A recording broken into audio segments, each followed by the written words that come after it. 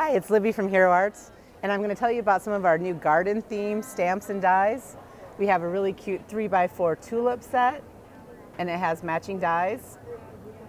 And also our lavender bunch 3x4 set and matching dies. There's a new watering can and florals die, fancy die.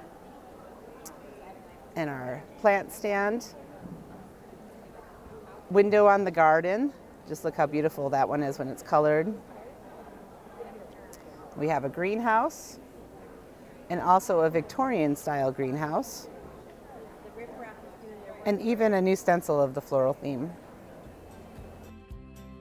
Thanks for watching this video that was filmed in Phoenix, Arizona at AFCI's 2020 Creativation event. If you liked this video and want to see more from Scrapbook.com, please like, share, subscribe, and leave a message. Happiness is life handmade.